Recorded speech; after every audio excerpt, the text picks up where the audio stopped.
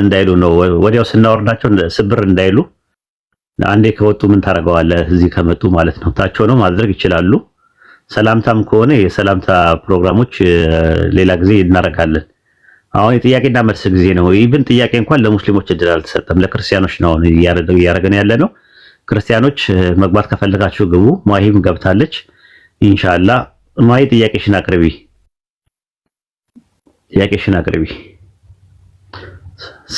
ሰላም ማሂ።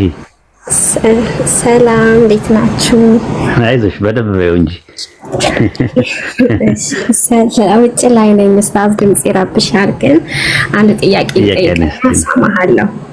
እሺ ኢምራን አለልሽ። እስቲ ጥያቄሽን አቅርቢ። ይኸው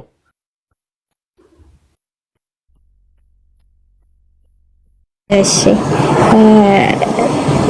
ማለት ጥያቄ መዳን ላይ ነው ችግሬ ማለት ነው። መዳን በእስልምና በስንት ነው የሚገኘው? አልገባኝም። አሁን አንዴ ጀነት የምንገባው ላሂ ለላህ ካልን እንገባለን ትላላችሁ፣ የነቢያት መንገድ በተከተልንበት እንገባለን ትላላችሁ። በየትኛው ነው እሺ የመዳንን መንገድ የምታገኙት? መዳንስ የምንለው ደግሞ ገነት መግባት ነው ወይ? ስለሱ እንድትነግረኝ ፈልጌ ነው። መዳን ማለት ያው ሰው ከጀሃነም ነው አይደል የሚድነው? አዎ ከጀሃነም ሰው ድኖ የጀነት ለመሆን መስፈርቱ ላኢላሃ ኢለላህ ነው። ላኢላሃ ኢለላህ ከአደም ጀምሮ የነበረ ነው ማለት ነው። አንድ ሰው ላኢላሃ ከአላህ በስተቀር በሐቅ የሚመለክ አምላክ የለም ብሎ አንዱን አምላክ በብቸኝነት አምኖና አምልኮ የሞተ ሰው ጀነት ይገባል። አሁን ዋና ጥያቄ የሚነሳው መልእክተኛውስ ካልን መልእክተኛው በየጊዜው ይቀያየራል። ለምሳሌ ኑህ አለይሂ ሰላም በነበረበት ሰዓት ላይ ኑህ አለይሂ ሰላምን ነው ረሱሉላህ ብለን የምንቀበል የነበረው። ከዛ በኋላ ኢብራሂም፣ ከዛ በኋላ ሙሳ፣ ከዛ ኢሳ፣ አሁን ደግሞ የመጨረሻ ነብይ ማናቸው? ረሱል ሰለላሁ ዐለይሂ ወሰለም ናቸው ማለት ነው። ስለዚህ እሳቸውን መልእክተኝነታቸውንና ነብይነታቸውን ተቀብለን አምነን ሰው ጀነት መግባት ይችላል ማለት ነው። ከዛ በኋላ ጀነት ውስጥ ያሉ የተለያየ ደረጃዎች አሉ። ወደ 100 የሚደርሱ ደረጃዎች አሉ። ጀነተ ፊርደውስ፣ ጀነተ ለአላ ምናምን የተባሉ የተለያየ አሉ። ጀነተ ሁልድ ምናምን የሚባሉ አሉ። እነዛን ደረጃዎች የምናገኘው በመልካም ስራ ነው። መልካም ስራ ማለት ነው። መልካም ስራ ለሁለት ነገር አገልግሎት ላይ ይውላል ማለት ነው። አንደኛ ጀነት ውስጥ ያለውትን የተለያየ ምንዳ ለማግኘት ወይም ደግሞ አጅር ለማግኘት ማለት ነው። ሁለተኛ ነገር ደግሞ ምንድነው? መጥፎ ስራ ከሰራን ንዑሳን ለሰራናቸው ኃጢአቶች የቂያማ ቀን ሚዛን ላይ ይለካና መልካም ስራችን ለክፉ ስራችን ላይ የኃጢአት ማስተሰሪያ ይሆናል ማለት ነው።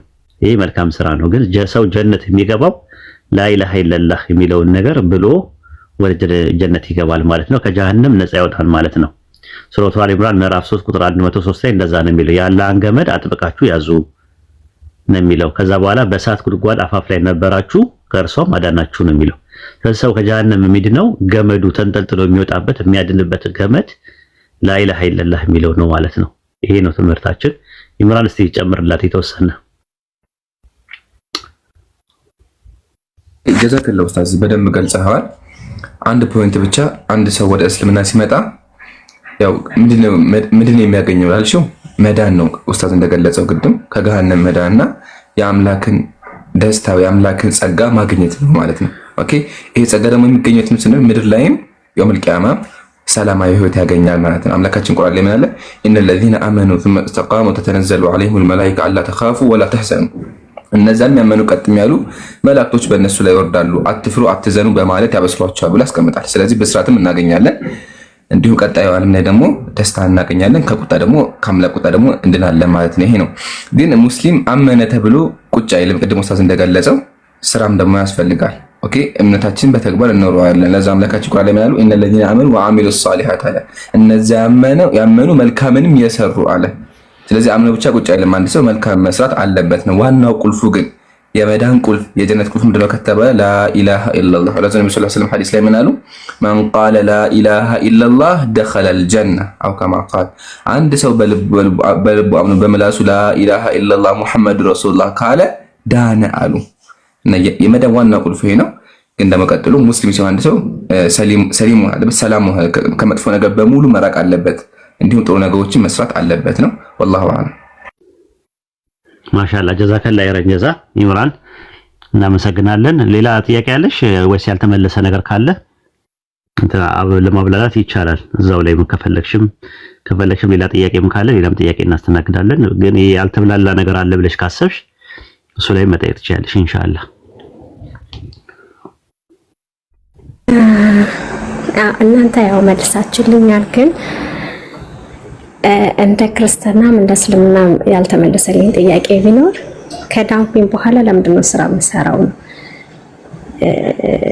ማለቴ ማለቴ ጀነት የምገባው አሁን አንተ በልከኝ መንገድ ጀነት የምገባው ላሂልላህ ካልኩኝ ጀነት ገባለሁ። ከዛም ደግሞ ያ የምሰራው ስራም ጀነት ያስገባኛል ማለት ነው ወይስ እንደ መልካም ስራ ብቻ ነው? ጀነት ውስጥ ነው። ጀነት ውስጥ የተለያየ ደረጃ አለ። አሁን ለምሳሌ ጀና ስንል ጥቅል ነው። አጠቃላይ ሰው ጀነት የሚገባው ላኢላሃ ኢለላህ ብሎ ነው፣ ወይም ደግሞ ባላ ይቅርታና ምህረት ነው። ባላ መግፊራና ረህመት ነው ጀነት የሚገባው። ያላ ይቅርታና ምህረት ደግሞ ሰው የሚቀበለው በንስሐና በእምነት ነው የሚቀበለው።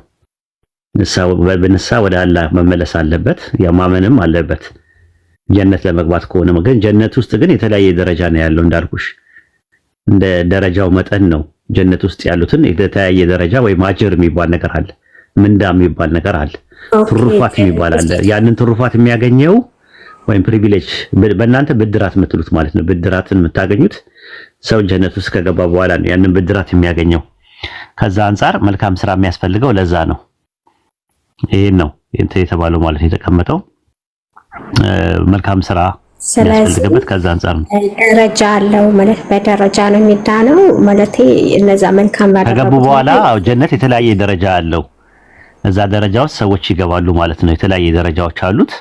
እዛ ደረጃ ውስጥ ለመግባት ወይም ደግሞ የተለያየ ምንዳ ለማግኘት መልካም ስራ ያስፈልጋል ማለት ነው። መልካም ስራ ያስፈልጋል። ከዛ ደግሞ አራተኛው ደግሞ የመጨረሻው ደግሞ ኢስቲቃማ። ልክ ኢስቲቃማ ማለት ጽናት ነው። አንድ ሰው አምኖ ነገ ጧት ሊተወው ይችላል እምነቱን። አንድ ሰው መልካም ስራ መስራት ጀምሮ ሊተወው ይችላል፣ ወደ ክፋት ሊመለስ ይችላል። ስለዚህ ምን ያስፈልጋል? ኢስቲቃማ ያስፈልጋል፣ ጽናት ያስፈልጋል።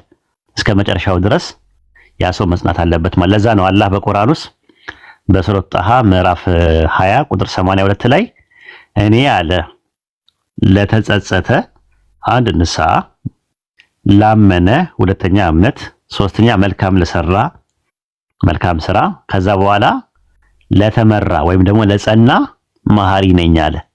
ስለዚህ አንድ ሰው በኢስላም ለመዳን የሚያስፈልጉት ነገሮች 4 ነገሮች ናቸው። ንስሐ፣ እምነት፣ መልካም ስራና ጽናት የሚባሉ ማለት ነው። አሁን እነዚህ ደግሞ ለሁለት ይከፈላሉ። ፈላ ደሩሪ ይባላሉ። ኢሴንሻል ሳሊቬሽን ይባላል። መሰረታዊ ለመዳን የሚያስፈልገው አንድ ሰው ንስሐና ማመን ያስፈልገዋል። ከዛ ደግሞ ኮንዲሽናል ሳሊቬሽን ይባላል ራሱ ማለት ነው። ሹሩጢ ፈላ ሹሩጢ ማለት በአንጻራዊ ደረጃ ማለት ሁኔታዊ የሆነ ነገር እሱ ይባላል። መልካም ስራና ጽናት ይባላል። አንድ ሰው አምኖ ላኢላሃ ኢለላህ ብሎ ቢሞት ጀነት ይገባል በእኛ በእስላም አስተምሮት። መልካም ስራ አልሰራም እኮ ሲባል ፋታም አላገኘም። መልካም ስራ ለመስራት ኮንዲሽናል ነው፣ ጊዜ ይፈልጋል፣ ቦታ ይፈልጋል። እንደዚህ አይነት ነገሮች አሉ። ስለዚህ አንድ ሰው ላኢላሃ ኢለላህ ያለ ሰው መቀመጫው ጀነት ነው። ረሱል ሰለላሁ ዐለይሂ ወሰለም በሐዲስ ላይ ጀነት ሙስሊም የሆነች ነፍስ እንጂ ሌላ አይገባበትም አሉ። በሌላ ቦታ ደግሞ ማንም ምንም ነገር በአላህ ላይ ሲያሻርክ አላህን የሚገናኝ ጀነት ገባ ብለው አስቀምጠዋል ማለት ነው። አንድ ቦታ ላይ ተጠይቀው ከእናንተ መካከል ማንም በስራው ቢሆን ጀነት መግባት አይችልም አሉ ሰሃባዎች። የአላህ መልእክተኛ ወይ እርሶም ቢሆኑ ብሎ ሲጠይቋቸው እኔም በሆን ነገር ግን አላህ ከእርሱ በይቅርታውና በምህረቱ ሸፍኖኛል። ስለዚህ በስራ ብቻ በመልካም ስራ ብቻ ሰው ጀነት አይገባም ማለት ነው። በአላህ ይቅርታና ምህረት ያስፈልጋል። የአላህ ይቅርታና ምህረት ደግሞ በንስሐና በእምነት ወይም በኢማንና በተውባ የምንቀበለው ነገር ነው ማለት ነው። ስለዚህ አሁን መልካም ስራ ምንድነው? ምንዳ ነው። ሱረቱ ካፍ ምዕራፍ 18 ቁጥር 180 ላይ ይሰሩት የነበሩት ነገር በእርግጥ ይመነዳሉ ይላል። ሱረቱ ጣሃ ምዕራፍ 20 ቁጥር 75 ላይ በጎ ስራዎች በእርግጥ የሰራ ምዕመናን ሆኖ የመጣ ሰው እነዛ ከፍተኛ ደረጃዎች አላቸው አለ። አይሽ ደረጃ አላቸው ማለት ነው። ሱረቱ አለ ኢምራን ምዕራፍ 3 ቁጥር 163 ላይ አላህ ዘንድ ባለ ደረጃዎች ናቸው አለ አማኞች። በሱረቱ አና ምዕራፍ 6 ቁጥር 132 ላይ ለሁሉም ከሰሩት ስራ ደረጃዎች አሏቸዋል። በሱረቱ ሐቃ ምዕራፍ 46 ቁጥር 19 ላይ ለሁሉም ከሰሩት ስራዎች ደረጃዎች አላቸው፣ ስራዎቻቸው ይሞላቸው ዘንድ ይመነዳቸው እያለ ይናገራል። ስለዚህ የተለያየ ደረጃ አላቸው። ረሱል ሰለላሁ ዐለይሂ ወሰለም በሐዲስ ላይ ጀና 100 ደረጃዎች አሏት። ደረጃዎቹ ያላቸው ርቀት የሰማይና የምድር ርቀት ያክል ነው። ከፍተኛ ደረጃዋ ፊርደውስ ነው ብሎ አስቀምጠውናል ማለት ነው። ጀና የሚለው በታ መርሙጣ የመጣ ነው በነጠላ አጠቃላይ ጀነትን ያመለክታል። በታ መፍቷ ግን ሲመጣ ጀናት ሲባል የተለያዩ ናቸው ያሉት ማለት ነው። የተለያየ ደረጃ አለ። እነዛን በሱረቱ ሉቅማን ምዕራፍ 31 ቁጥር 8 ላይ እነዚያ ያመኑት መልካም የሰሩት ለነርሱ የጸጋ ገነቶች አሏቸው። ገነት አላቸው አይደለም የሚለው ገነቶች አሏቸው ጀናት። ሱረቱ ኒሳ ምዕራፍ 4 ቁጥር 122 ላይ እንደዛ እነዚያ ያመኑት በጎ ስራዎችን የሰሩት በሰሮቻቸው ወንዞች የሚፈሱባቸው ገነቶች ጀናት በብዛት ነው አሏቸው ነው የሚለው። ስለዚህ ጀነት ውስጥ ገብቶ የተለያየ ምንዳ የሚያገኝበት መልካም ስራ የሰው ልጅ ያስፈልገዋል ማለት ነው። ይሄንን ነው ተመንለው ማለት ነው። ከክርስቲያን አንጻርስ መልካም ስራ በእናንተ እንዴት ነው? ማሂ በእናንተ ትምህርት መልካም ስራ አያስፈልግም ጭራሹ ነው? በእናንተ እንዴት ነው? መልስ ያስፈልጋል። ያው እኔ ክርስቲያን ስሆን መልካም ነገር ይከተለኛል። ምን ያመንኩት ነገር ምን አይነት ነገሮች እንደማደርግ ክርስቲያናዊ የሆነ እንትን ይኖረኛል ሳምን ማለት ነው እኮ። መልካም ስራ ለምንድን ነው የሚጠቅመው? ለምሳሌ መልካም ስራ መስራት አንድ ሰው አለበት። መልካም ስራ ለምሳሌ መልካም ስራ ባይሰራ አሁን ለምሳሌ አማኝ ሆኖ መልካም ስራ ባይሰራ እንትን አይልም ጀነት መግባት ይችላል? በእናንተ ትምህርት አማኝ ነው ግን መልካም ስራ አይሰራም። ለምሳሌ መጥፎ ስራዎችን ቢሰራ ምን ያገናኘዋል ከጀነት ጋር? ስለሽ አሁን ለምሳሌ አንድ ሰው አማኝ ሆኖ የስጋ ስራ ቢሰራ ለምሳሌ ገላትያ ላይ ያሉ አማኞች ናቸው ስለ አማኞች ሲናገሩ የስጋ ስራ እነዚህ ብሎ ዝሙት ምናምን ብሎ ተዘርዝሯል። እንደነዚህ ያሉት የሚያደርጉ የአምላክ መንግስት አይወርሱም ማለት። አንድ አማኝ ሆኖ ስላመነ ብቻ መልካም መጥፎ ስራ ቢሰራ መንግስተ ሰማያት ይገባል?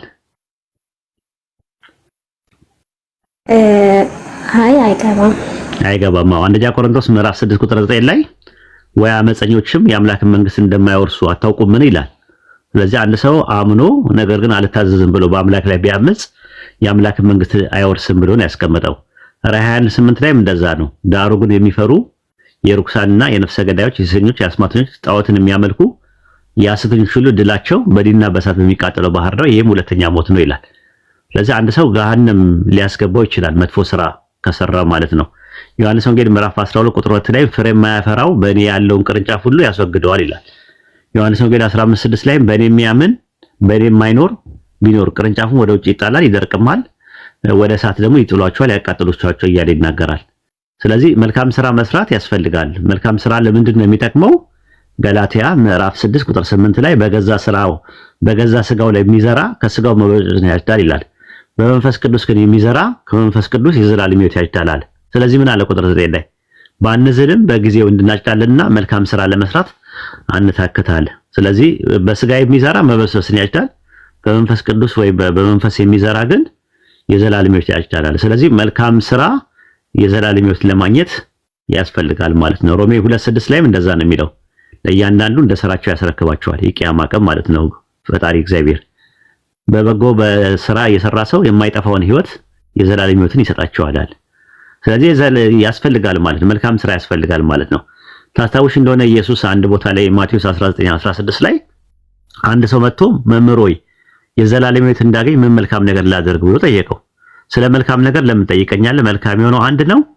ወደ ሕይወት መግባት ብትወድስ ትእዛዙን ጠብቅ ብሎ ነው የመለሰለት። ስለዚህ መልካም ስራ ያስፈልጋል ማለት ነው።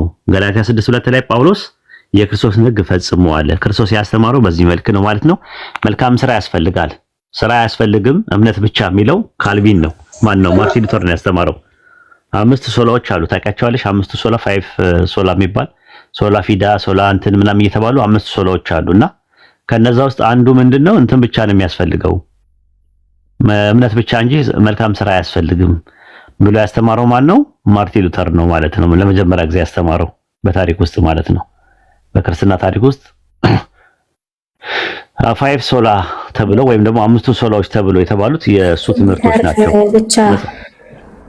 5 ሶላስ ይባላሉ። አምስቱ ብቻዎች ይባላሉ። አንደኛው የመጀመሪያው መጽሐፍ ብቻ ሶላ ስክሪፕቸራ ይባላል። ሶላ ስክሪፕቸራ መጽሐፍ ብቻ 66 ብቻ ነው የምንቀበለው። ከ66 ውጭ ያሉትን ትራዲሽን ወይም የቸርች ፋዘርስ ውሳኔ ወይም ደግሞ ጉባኤዎቹ በአጠቃላይ እንደ ሶቦርዲኔት ኦቶሪቲ ነው። ሱፕሪም ኦቶሪቲ 66 ማን ነው እነዚህ ቀይ ቀንና መጽሐፍ ብቻ ናቸው አለ እና መጽሐፍ ብቻ ያላቸው እሱ ደግሞ 61 መጽሐፍቶች ናቸው 61 መጽሐፍቶች ማለት 62 መጽሐፍቶች ናቸው። አራቱን አይቀበላቸውም። ራዕየ ዮሐንስን አይቀበልም፣ የያዕቆብን መልእክት አይቀበልም፣ የዕብራውያን መልእክት አይቀበልም፣ የይሁዳ መልእክትን አይቀበልም። እነዚህ አራቱን አይቀበልም ነበር ማርቲን ሉተር። መጽሐፍ ብቻ ሶላ ስክሪፕቸራ ሲል 61 መጽሐፍ ነው። ብሉይ ኪዳን 39፣ አዲስ ኪዳን 23 መጽሐፎችን ነበር የሚቀበለው እሱ። ከዛ ሁለተኛው ህጉ ደግሞ እምነት ብቻ ሶላ ፊዳ፣ ሰው በሥራው አይድንም በእምነት ብቻ ነው የሚድነው የሚለው ትምህርት ሶላ ፊዳ ይባላል። ሶስተኛ ጸጋ ብቻ ሶላ ግራቲያ ይባላል። በጸጋ ብቻ ነው ሰው የሚድነው የሚል እንትን አለው። ፍሪዊል የሚባል ነገር አይኖርም ማለት ነው። ፍሪዊል የሚባል ነገር የለም። ሰው ከሞተበት ሪጀነሬትድ የሚሆነው በራሱ ፈጣሪ ራሱ ነው የሚቀሰቅሰው። ጸጋ ብቻ ሶላ ግራቲያ ይባላል። አራተኛው ደግሞ ክርስቶስ ብቻ ሶሉስ ክርስቶስ የሚባለው ማለት ነው። ወይ ደግሞ ሶላ ክርስቶስ የሚባለው ማለት ነው። ክርስቶስ ብቻ ነው። ስለዚህ ለቅዱሳን፣ ለመላእክት፣ ለጻድቃን፣ ለሰማዕታት ምስጋና የማይገባቸውም ምንም ማድረግ አይችሉም። ምስጋና አይገባቸውም፣ ስግደትም አይገባቸውም የሚል ትምህርት ነው። ያ ከእስልምና ጋር የሚያመሳስለው ነገር ነው ማለት ነው። ክርስቶስ ብቻ የሚያስፈልገው አይደለም። ክርስቶስ ነው እንትን ነው እንጂ አማላጅ ክርስቶስ ብቻ ነው። ይቅርታ አዟዟርኩት። ክርስቶስ ብቻ ነው። ሶላ ክርስቶስ ማለት ክርስቶስ ብቻ ነው የሚያስፈልገው። ከክርስቶስ ውጪ አማላጅ የለም የሚል ትምህርት ነው። የቅዱሳንን አማላጅ የምናምን ነገር የማይቀበለው ነው። አምስተኛው ክብር ለአምላክ ብቻ ሶሉ ዲኤ ግሎሪያ ይባላል። እሱ ደግሞ ክብር የሚገባው ስግደት የሚገባው ለአምላክ ብቻ ነው። የአክብሮት ስግደት ምናምን የሚባል ነገር የለም። ስለዚህ ለመላእክት፣ ለቅዱሳን፣ ለሰማዕታት በሌሉበት መጥራት እነሱ መለማመን ሐራም ነው ብሎ ያስተማረበት ትምህርት ነው ማለት ነው። እንግዲህ እምነት ብቻ የሚለው ከ39 የአንግሊካን አንቀጽ እምነት 11ኛው ላይ ነው። ማርቲን ሉተር ለመዳን እምነት ብቻ ነው የሚያስፈልገው ሲል፣ ካልቪን ደግሞ ለማመን መዳን በማለት ነው የቀየረው ማለት ነው። ለመዳን እምነት ያስፈልጋል ነው ያለው ማርቲን ሉተር። ካልቪን መጣና ደግሞ ለማመን መዳን ያስፈልጋል አለ። ልዩነቱን ታውቂዋለሽ? ይሄንን ሁለቱን ልዩነቱን አላውቀውም፣ ግን አይ ቲንክ ማርቲን ሉተር ለመዳን እምነት ያስፈልጋል አለ። ካልቪን ደግሞ ለማመን መዳን ያስፈልጋል አለ። ሰው ከዳነ በኋላ ነው የሚያምነው መልካም ስራ የሚሰራውም የሚጸናውም እንደ ሞተር የሚያደርገው ማለት ሞተር አክቲቪቲ ያደርገዋል ማለት ነው። እንደዛ ብለሽ ነው የምታምኚው? እኔ የምችል ከሆነ ማለት ድኛ የምችል ከሆነ ክርስቶስ ለኔ ለምን ይሞታል? በራሴ ማለት ስለዚህ ሰው ፍሪ ዊል የለውም ማለት ነው። ለማመንም ለመክዳትም ከዳነ በኋላ ነው የሚያምነው። አዎ ካመንኩም በኋላ ነው የምድነው።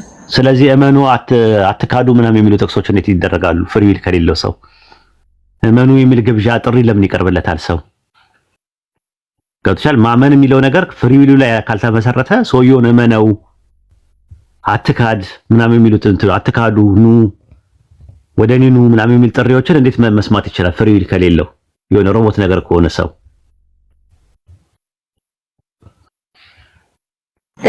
ያው እሱ አንደኛ። ሁለተኛ ደግሞ ከቴዎዶሲ ጋር እንዴት ይሄዳል? ከፍትህ አምላክ ጋር ከአምላክ ፍትህ ጋር እንዴት አብሮ ይሄዳል? አንድን እንትን ያለ አካል ምንም ማለት አንድ የሚፈልገውን አካል አማኝ ያደርገዋል፣ የማይፈልገውን አካል ደግሞ ከሃዲ ያደርገዋል። ፈጣሪ ራሱ ፍሪዊሉ ምንም የለበትም። እሱ ፍሪዊሉ ፓሲቭ ነው፣ አክቲቭ አይደለም የሚል ትምህርት ነው ትምህርታችሁ። ስለዚህ አስቀድሞ ኤፌሶን አላ አስቀድሞ መርጦኛል። እኔ ስለተመረጥኩኝ እኮ የመረጠው እኮ ማሂ ብሎ አይደለም፣ ኢንዲቪጁዋል አይደለም የመረጠው አይደል? የመረጠው እኮ ግሩፕ ነው የመረጠው። ኤፌሶን 1:4 ላይ ዓለም ሳይፈጠር በፊት አማኞች ሲያምኑ ጀነት እንዲገቡ ከሃዲዎች በተቃራኒው ደግሞ እንደሚቀጡ አስቀድሞ ወስኗል። ቆላሲስ 2:22 ላይ እንደሚናገረው ግን የተወሰነው ኢንዲቪጁዋሊ ማሂ የምትባል ሴት ገነት ትገባለች፣ ደበላ የሚባል ወንድ ደግሞ ገሃነም ይገባል ብሎ ከወሰነበት አንደኛ ፈልጎ አይደለም የመጣው እዚህ ምድር ላይ ፍሪ ዊል የለውም። እሱ ምንም ድርሻው ሳይኖርበት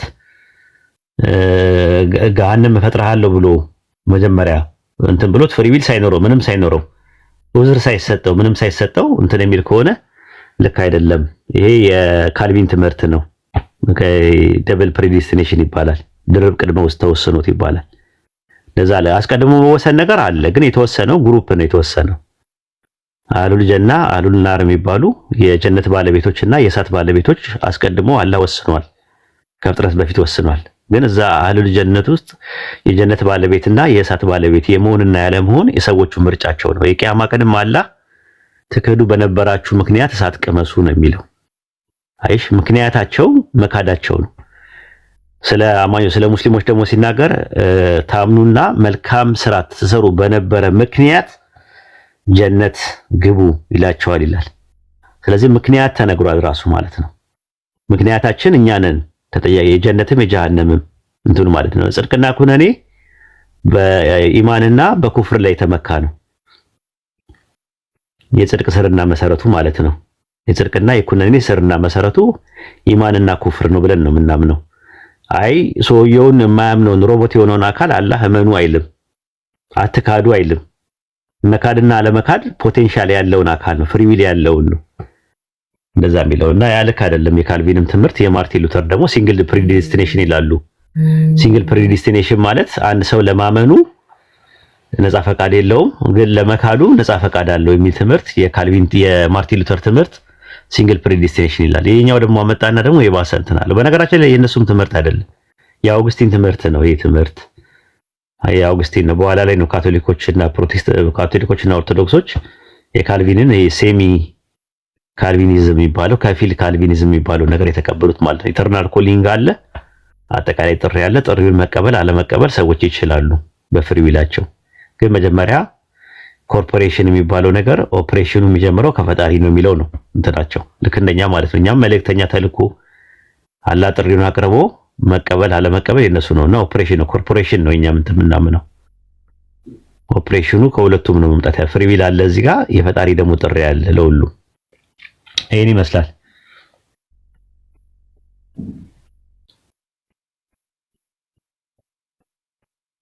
ተመለሰልሽ አሁን በመጠኑም ቢሆን በሁለቱም ሳይድ ያለውን ያ ተመልሶልኛል። በእኛ በኩል ያለው ግልጽ ነው። ግልጽ አይደለም፣ በእርግጥ የተምታታ ነው። እናንተ ጋር የኛ ጋር ግን ያለው ግልጽ ነው። አይ ቲንክ ይመስለኛል የእስልምና የመዳን ትምህርት በጣም ቀላል ነው። ማለቴ እኔ በሁለቱም የመዳን መንገድ በክርስትናም በእስልምናም ያለው እንትን አላለልኝም፣ ብቻ አላውቅም። ሌላ እስልምናው ምንም እኮ ጥያቄ የለውም እኮ። አሁን ለምሳሌ ሰው ነፃ ፈቃድ አለው በእኛ በእስልምና አይደለም። ከዛ በኋላ ኃጢአት ደግሞ የሚሰራው ራሱ ሰውየው ነው የሚሰራው። የወርስ ኃጢአት አይደለም የለውም። ሰውየው ኃጢአተኛ ስለሆነ አይደለም ኃጢአት የሚሰራው። ኃጢአት ሲሰራ ነው ኃጢአተኛ የሚሆነው። ስለዚህ ኃጢአት ማለት አላህ የማይወደውን ነገር መጥፎ ነገር መስራት፣ የከለከለውን መጥፎ ነገር መስራት፣ አላህ ያዘዘው መልካም ነገር ደግሞ አለማድረግ ኃጢአት ይሰኛል ማለት ነው። አመጽ ይታይ። ለዛ ነገር ደግሞ ለሰራው ኃጢአት ሰው ስሬት የሚያገኘው ደግሞ አላህን ይቅርታ ሲጠይቅ ነው፣ ንስሐ ሲገባ ነው፣ ወደ አላህ በንስሐ ሲመለስ ነው። ይሄ ነው ትምህርታችን። ምንድን ነው የሚከብደው? ምንድን ነው የሚከብደሽ እዚህ ጋር? እሺ ሌላ ቀን ጠይቃለሁ። በቃ ሌላ ሰው ምንም የተወሳሰበ ነገር የለውም እስልምና ጋር ማለት ነው። ያው የአደም አበሳና ገፈት እንቀምሳለን የሚል ትምህርት የለውም እንደናንተ። ምንም በማናቀው ያለ ምርጫችን ሁለቱም መተው የተዋናይ ለድራማ ነው እዚህ ዓለም ላይ መጣ ነው። አዳም የሚባል ቶታል ዲፕራይቪቲ ያመጣ አጠቃላይ ብልሽትነት ወይም አጠቃላይ ብክለት የሚባለውን አመጣ። ከዛ ክርስቶስ የሚባል ደግሞ መሀል ላይ ያላንቺ ፈቃድ ማለት ነው። ክርስቶስ እንዲያድንሽ አንቺ ፈቃድሽ የለበትም። አዳምም እንዲያጠፋ ደግሞ ያንቺ እጅ የለበትም። ሁለቱም መተው ባንቺ ህይወት ውስጥ ድራማ ሰርተው አንቺ ዝም ብለሽ ድራማ ትወና ለመተወን ነው መተሽ የምትሄጂው። ስክሪፕት ይሰጥሻል። ስክሪፕት የሚሰጡሽ አዳምና ክርስቶስ ናቸው ሁለቱ። ከዛ በኋላ ሁለቱ ስክሪፕት ሰጥተውሽ አንቺ ስክሪፕቱ ተጫዋች ትሆኛለሽ። ከዛ በኋላ ታልፈለሽ ማለት ነው። ፍሪ ዊል የሚባል ነገር የለም። ፓሲቭ ሆኗል ነው የሚባለው። ያለ ፍላጎቱ ኃጢአት ይሰራል። ተመልሶ ደግሞ በኋላ ላይ ደግሞ ኃጢአት ሰርተሃል ምን ተብሎ ደግሞ ይቀጣል። ምን አይነት ዓለም ነው? ምን አይነት ሃይማኖት ነው? እንደዚህ አይነት ሃይማኖት አይደለም። ይኸውልህ እኛ እኮ ይሄንን ነገር እኮ አሁን ላይ አለብን የለብንም እንደማንል ታውቃለህ። ምክንያቱም እኛ ክርስቶስ ነፃ አውጥቶናል። ሮሚ ላይ እንደሚናገረው ገና ደካማ ሳለን ነፃ አውጥቶናል። ደግሞ ይሄንን ነገር እኛ እንከፍላለን ብለን እንኳን እንዳንል ከኛ እንዳልሆነ ኤፌሶን ላይ ከስራ ከማንም እንዳይመካ ከስራው አይደለም ብሎ ራሱ ነግሮናል። በእግዚአብሔር ጸጋ ድነናል፣ በጸጋው ምሮናል፣ ምሕረት አድርጎልናል። ያንንም ኃጢአት እንክፈል አላልንም። ኃጢአትም ደግሞ እየሰራን እንኑር እንዳንል ደግሞ አንደኛ ዮሐንስ ላይ ኃጢአትን እንዳትሰሩ ተብለን ተነግሮናል። ብቻ አላውቅም። ቱሊፕ ተቀበላለህ? ቱሊፕ ፕሮቴስታንት ይቀበላል? ሃይማኖት ምን ያደርግልኛል? ግን ምን አዳረገኝ? ቱሊፕ ይቀበላል? ፕሮቴስታንት እኮ ቱሊፕ የሚባል ነገር ታውቂያለሽ? አምስቱ የካልቪናውያን ነጥቦች የሚባሉ ቱሊፕ የሚባል አለ። ፕሮቴስታንት ሁሉም ይቀበላል ማለት ይቻላል። እንደው እንትና ካልሆኑ በስተቀር አርሜኒያን ካልሆኑ በስተቀር እነ ማርቲን ሉተር እነ ምናምን የሚጠቀበል። ቱሊፕ ማለት አምስት ናቸው ካልቪን ያስቀመጣቸው። አንደኛው አጠቃላይ ውድቀት የሚባል አለ። አጠቃላይ ብልሽነት የሚባል ቶታል ዲፕራይቪቲ የሚባል አለ። ከዛ ሁለተኛው ሁኔታ ቢስ ምርጫ የሚባል አለ። አንኮንዲሽናል ኢሌክሽን አለ። ከዛ ውስን ስሬት አለ። ሊሚትድ አቶልመንት አለ። የማይገታ ጸጋ የሚባል አለ። ኢሪዚስቲብል ግሬስ። ከዛ ሁኔታ ቢስ የቅዱሳን ጽናት አንኮንዲሽናል የስቴድፋስትነስ ኦፍ ሴንትስ የሚባል አለ። የቅዱሳን ጽናት እና እነዚህ አምስቱም ትምህርት በጣም አደገኞች ትምህርቶች ናቸው። አጠቃላይ ብልሽነት ማለት አዳም ያለ ፈቃዱ ነው ማነው ሰው ያለ ፈቃዱ በአዳም የተነሳ ቶታል ዲፕራይቪቲ ሆኗል። በቃ መልካም ነገር መስራት አይችልም። ፍሪዊል የሚባል ነገር የለውም። ፍሪዊሉ አክቲቭ ሳይሆን ፓሲቭ ነው የሚል ትምህርት ነው። ሁለተኛው ሁኔታ ቢስ ምርጫ የሚባል አለ። ፈጣሪ እኛን ሲመርጠን ያለ ቅድመ ሁኔታ ነው የመረጠን። ፍሪዊል የሚባል ነገር የለንም። ማመን የሚባል ነገር አይጠበቅብንም። ዝም ብሎ ብቻ የሚፈልገውን ሰው እንዲያምን ያደርገዋል። የማይፈልገውን ሰው ደግሞ ገሃነም እንዲገባ ያደርገዋል። ይሄ ሁለተኛው ትምህርት ነው። አላህ ይጠብቀን ከነዚህ ትምህርት። ሶስተኛው ውስን ስሬት የሚባል ትምህርት አለ። ሊሚትድ አቶንመንት የሚባል አለ። ኢየሱስ የሞተው ለተመረጡት ብቻ ነው፣ ለአማኞች ብቻ ነው የሞተው። ማለትም በቃ ገነት ለሚገቡ እግዚአብሔር አስቀድሞ የወሰናቸው ሰዎች አሉ፣ ለነሱ ብቻ ነው የሞተው። በተረፈ ለዓለም ሁሉ አልሞተም የሚል ትምህርት ነው ሶስተኛው። አራተኛ የማይገታ ጸጋ የሚባል አለ። ኢሪዚስቲብል ግሬስ አለ። መቶ እግዚአብሔር ሰዎችን አስቀድሞ የወሰናቸውና የመረጣቸውን ሰዎች ሳይፈልጉ ያለ ፍላጎታቸው መልካም ስራ እንዲሰሩና እንዲጸኑ ያደርጋቸዋል። መልካም ስራ እንዲሰሩና መልካም ስራ ለመስራት አይችሉም። በቃ ያስገድዳቸዋል። ኢሪዚስቲብል ግሬስ ማለት ጸጋው ሲመጣ ራሱ መቋቋም ሰዎች አይችሉም። መቶ ጥሪውን ሲጠራቸው እሺ ብለው እንዲሆኑ ያደርጋቸዋል የሚል ትምህርት ነው። አምስተኛውና የመጨረሻ ሁኔታ ቢስ የቅዱሳን ጽናት የሚባል ማለት ነው። አንኮንዲሽናል የሆነ ማለት ነው። ማለት የሚያጸናቸውም ራሱ ነው። ጽናትን እንዳይጸኑ መሆን አይችሉም። ከመንገድ መውጣት አይችልም። ዋን ሴቭድ ኦልዌይስ ሴቭድ የሚባለው ትምህርት ነው። አንድ ጊዜ ዳነ ሁሉ ጊዜ ይድናል የሚል ትምህርት ነው ያለው እና እንዴት እንደምትዘልቁትም አላውቅም።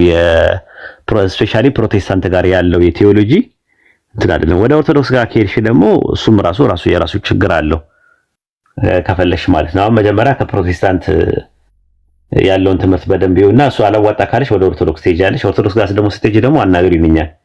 አይ ካልሽ ደግሞ ወደኛ ነይ። እዚሁ ለዳገት ቁልቁለት ውስጥ ምን አስኬደሽ ምን አስለፋሽ?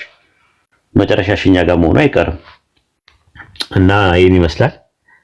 እስቲ ሌላ ጥያቄ ያለው ክርስቲያን ካለ አስገቡ።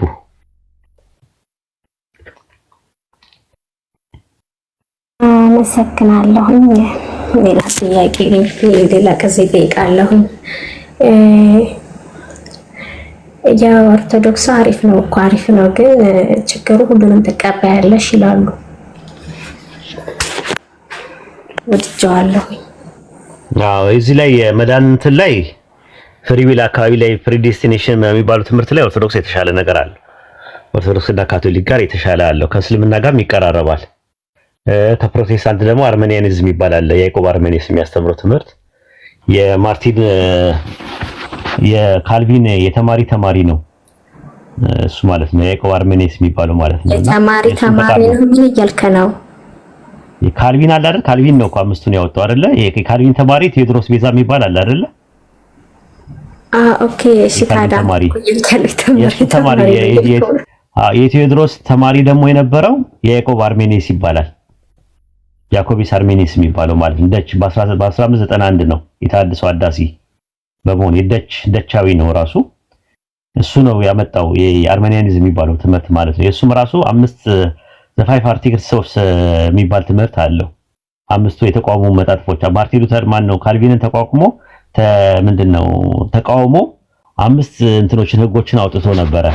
አንደኛ ሁኔታ ቢስ የሚለውን ሁኔታ ምርጫ ኮንዲሽናል ኤሌክሽን፣ ውስን አልባ ስርየት አንሊሚትድ አቶንመንት ከፊል ውድቀት ፓርሻል ዲፕራይቪቲ አሁን ማርቲን ሉተር እናንተና ቶታል ዲፕራይቪቲ ብሎ ነው ያስተማሩት። እሱ ግን ምን አለ? ከፊል ውድቀት ፓርሻል ዲፕራይቪቲ ከዛ የሚገታ ጸጋ ሬዚስተብል ግሬስ ከዛ ሁኔታዊ ቅዱሳን ጽናት ኮንዲሽናል ነው ጽናት ነው ብሎ የሚያምነው። ልክ የትምህርቱ ከእስልምና ጋር ተመሳሳይ ነው። የሱ ከእስልምና ከአይሁድ ከክርስትና ደግሞ የኦርቶዶክስና የካቶሊክ ጋር ተመሳሳይ ነው ትምህርቱ የዚህ ማለት ነውና እሱ ይሻላል የተሻለ ነገር አለው ብዬ አምናለሁ። የአርመኒያን ሰነድ የምትቀበለው ሙሉ ወንጌል ናት። አንቺ ሙሉ ወንጌል ኮንሽ ማለት ነው። እነ ቃለ ሕይወት እነ ሉተራ ምናምን ነገር ቃለ ሕይወት የካልቪንን ነው የምትቀበለው። አብዛኛውን ካልቪኒስቶች ናቸው። የሉተራን ቸርች እነ መካነ ኢየሱስ ደግሞ የማርቲን ሉተርን ነው የሚከተሉት። ሙሉ ወንጌል ኮንሽ ይሄ የያዕቆብ አርሜኒስን ትምህርት ነው የሚከተሉት። ይጂና የሙሉ ወንጌል አንቀጸ እምነት ራሳቸው ሰነዳቸውን ተመልከቹ። ራሱ የሙሉ ወንጌል አለ በፒዲኤፍ አለኝ እኔ ከፈለሽ ሰጥሻለሁ።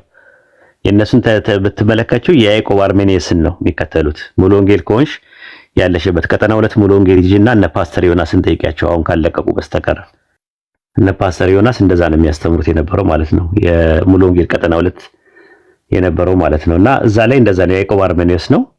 የእንትንን ከፈለግሽ ደግሞ ሉተራን ከፈለግሽ ደግሞ አይ ቲንክ ዮሐንስ ከሂጂና ሉተራያኖች ሉተራን ቸርች አለ እዛ ሂጂና ጠይቂያቸው ማለት ነው። መካነ ኢየሱስ አይ ቲንክ የመካነ ኢየሱስም አለ ቤቴል መካነ ኢየሱስ ወደ ጳውሎስ ምናምን አካባቢ ላይ እዛ ሄደሽ ጠይቂ። በደንብ ሄደሽ ከባለቤቶቹ መስማት ጥሩ ነው። አንዳንድ ጊዜ ማለት ነው ያሉበት ቦታ ሄደሽ ምንድነው የምታምኑት ምናምን ብለሽ አስተማሪዎቹን ሰነድ አሳዩኝ ብለሽ ሰነዳቸውን እያነበብሽ በመጽሐፍ ደረጃም ስላላቸው ማንበብ ነው። ራሱ ስሩማን ፋላሲ እንዳሰሪ ቁልሙ ማይጸስ እንዳታጽጪ አይን ይመስላል። አመሰግናለሁ ኡስታዝ። በቃ ቀጥሉኝ። ጨርሻለሁ። ጥያቄ እኔ እጠይቃለሁ። ኦኬ እስከዛ ድረስ ግቡ። ከስራ ያላችሁ ክርስቲያኖች ለመግባት ሞክሩ። ሰዓታችን እንጠቀም። እስከዛ ድረስ ሰላም ይሉናል እነ ጃቢር እና አቡኪ። ሰላም አለይኩም ወራህመቱላሂ ወበረካቱ። ጃቢሮ አቡኪ ከተመቻችሁ ሰላም በሉን። ወአለይኩም ሰላም ወራህመቱላሂ ወበረካቱ። እንዴት ናችሁ? እንዴት ነህ አቡኪ? አልሐምዱሊላህ ረቢል ዓለሚን ሁሉ ሰላም ማሻአል ሰላም ነኛል። እንኳን ደህና መጣሽ። እንኳን ደህና መጣችሁ። እንኳን ደህና ቆያችሁ። አልሐምዱሊላህ ዛሬ ደግሞ ደስ የሚለው ነው። ቆያችሁ እንዴ? አይ ትንሽ ነው የቆየነው። 1 ሰዓት ሄደናል። አረ ማሻአላህ ምርጥ ነው። 1 ሰዓት እንትን ብለና ትንሽ ቆይተን እኛም እንወጣለን። ኦኬ ኦርቶዶክስ ሰላም አለይኩም ኡስታዝ ሁላችሁም ሰላም። ወአለይኩም ሰላም ወራህመቱላሂ ወበረካቱ። ጃቢሮ እሺ ወይ ኡስታዝ ሰላም ነው? እንኳን ደህና መጣ።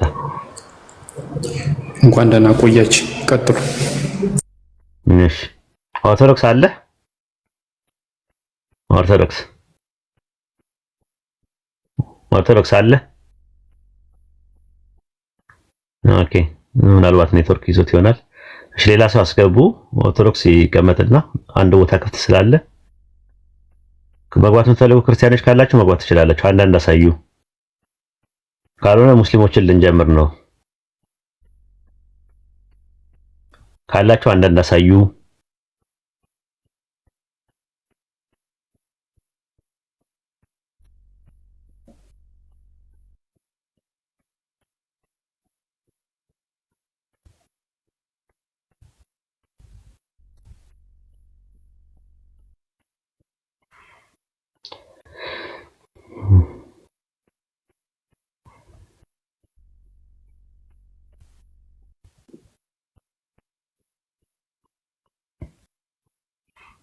ያፌት አካውንት ብዙ ፎሎወር የለም ልስብ ፈልጌ እምቢ ብሎኛል። ገስት ላከና ኢንሻአላህ ገስት ከላክ ማስገባት እንችላለን ማለት ነው። ኦኬ ኤልዛቤት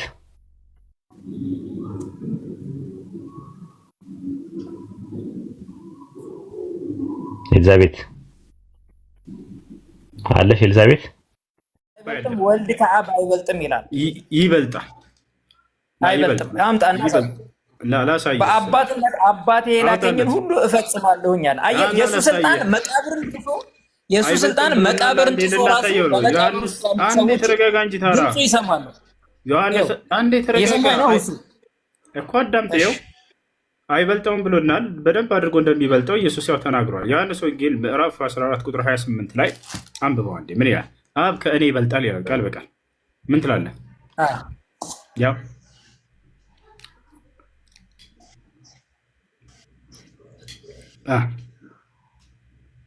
ዝቅ አድርገው ትንሽ በደንብ ዝቅ አድርግላት።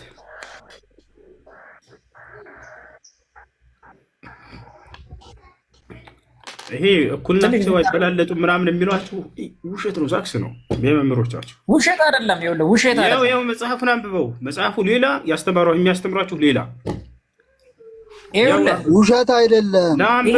ስለለበሰ በስጋው ነው። የዮሐንስ ወንጌል ላይ ምዕራፍ 1 ላይ ግለጥልኝ። እሱ ላሳይ። ይሄን ጨርስ መጀመሪያ። እግዚአብሔር ራሱ ማን እንደሆነ በደንብ ያስረዳል። እሺ አንብብ። ያው ቅድም ምን አልከን? ጌች አይበላለጡም እኩል ናቸው አልከን። ኢየሱስ ክርስቶስ ቃል ራሱ ማን እንደመጣ የዮሐንስ ወንጌል ምዕራፍ 1 አንብብ። አዳኒ ደግሞ አምጣልኝ። ለጠየቅህ ማስረጃ እያመጣሁልህ ነው። ያው አብ ከእኔ ይበልጣል ይላል። ምን ትላለህ?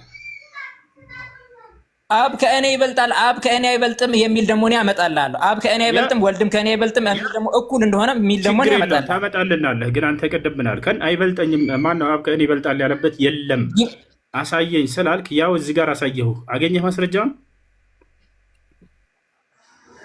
እኔ ደግሞ አንድ እንደሆኑ አመጣለሁኝ አልኩህ እኮ። አይሰማም እንደ ሰውየው። ማስረጃ ጠየከኝ። የቱ ጋ ነው አብ ከእኔ ይበልጣል የሚልበት ቦታ? የለም አልከን። አመጣሁልህ። ይህን ጨርስና ወደ ቀጣዩ ደግሞ አንተ ወደምትለው እንሄዳለን። አሁን ለጠየቀው ጥያቄ እዚህ ጋር ማስረጃ መጥቶልሃል። የቱ ጋ ነው አብ ከእኔ ይበልጣል ያለው? አላለም ብለህን ነበር። ኢየሱስ ቃል በቃል አብ ከእኔ ይበልጣል ብሎ ተናገረ። ምን ትላለህ?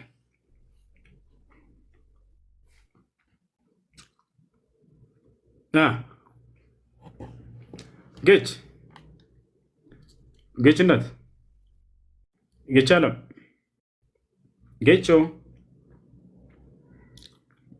በቃ ሚት አደረገ። ምንም ማድረግ አይቻልም። እስኪ አበበ አንተ ቀጥል። እስኪ አበበ እየሰማ ኢየሱስ ክርስቶስ አብ ከእኔ ይበልጣል ብለዋል አላለም? ብለዋል። ጎበዝ ልጅ። በቃ እንደዚህ አሁን ጌች በቃ ትክክለኛ ክርስቲያን ማለት ነው። ያለውን ቃሉን ትቀበላለህ አይደል? የሚለውን ሁሉ ኢየሱስ ያለውን እቀበላለሁ። በጣም ጥሩ። ስለዚህ ኢየሱስ ክርስቶስ አብ ከእኔ ይበልጣል ብሏል። አብ ከእኔ አይበልጥም ወይንም እኔና አብ እኩል ነን ያለበት ቦታ አለ እያለ ነበር። እንደዛ ያለበት ቦታ አለ የለም ብለህ አንተ አሁን መስክርላቸው። አዎ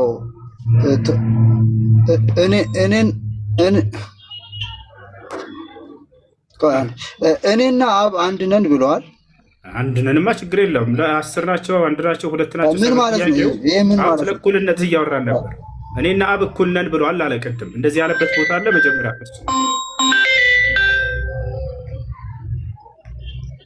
ይቅርታ፣ ስልክ እየገባ እየሰማሁ ነው። ስልክ እየገባ እኔና አብ እኩል ነን ብለዋል ሲል ነበር። እኔና አብ እኩል ነን ያለበት ቦታ አለ ኢየሱስ። እሺ ዮሐንስ 14 ላይ ልባችሁ አይታወቅ በእኔ የሚመኑ በአባቴ የሚመኑ አለ። እንዴት ራሱን ከእግዚአብሔር ጋር ያስተካክላል? አላስተካክል። ጥያቄ ነው። ላስረዳ። በቃ አይ ዝርዝር እንዳትሰጠኝ። አይ የአንተ ትርጉም አልፈልግም። የእኔ ትርጉም ሳይሆን በፈጣሪ ስም እኮ እንድመልስልህ እድል ስጠኝ። ከመጽሐፍ ነው የምመልሰው። አብሽር። በቃ የኔን ቃል ተወውና በእግዚአብሔር እመኑ በነቢያቱም እመኑ ይላል መጽሐፍ ቅዱስ። ለምንድን ነው ነቢያቶችን ከእግዚአብሔር ጋር ያስተካከላቸው? እሺ ምን አልከኝ? መጽሐፍ ቅዱስ በእግዚአብሔር እመኑ በነቢያቱም እመኑ ይላል። ስለዚህ ከእግዚአብሔር ጋር ያስተካክሏቸዋል ማለት ነው ነቢያቱን። አዎ ትክክል ነው። ምክንያቱም በብዙ ጊዜ በነቢያቶች ወደ ምድር እየላካ ሰው እንዲድን እግዚአብሔር መክሮ ነበር። አቤ ለምን ታብራራለህ? ቅድም አንተን አታብራራ አልከኝ። መጽሐፉን ብቻ ነው ፈልገው አልክ። እኔም ቃል በቃል ከመጽሐፉ ኢየሱስ ክርስቶስ በእኔም እመኑ በእግዚአብሔርም እመኑ እንዳለው ሁሉ በእግዚአብሔርም እመኑ በነቢያቱም እመኑ የሚል ቃል በቃል አመጣሁልህ። እነሱን ለምን አምላክ አታደርጋቸውም ነቢያቶችን? አሁን ጥያቄው ልክ ኢየሱስን አምላክ ነው ብለህ እንደሄድከው በዚህ ጥቅስ መሰረት ኦኬ። ኋላ ያሉት ደግሞ ስለ ክርስቶስ ነው። ሁሉም ስለ እኔ ነው አለ፣ ስለ ሌላ ሰው አይደለም። እኔም አወራለሁ ስለ ክርስቶስ። ችግር የለም አትበለኝ። ኖ ያ እኛ ግልጽ ስለሆነ ነቢያቶች ስለ ክርስቶስ፣ ሐዋርያቶች ስለ ክርስቶስ በቃ እንደሱ ከሆነ እሱ መስረጃ አለ። አሁን ስለ ክርስቶስ ነው ያወሩት ነቢያቶች ነው ሐሳብህ አይደለ? አዎ እሺ በጣም ጥሩ።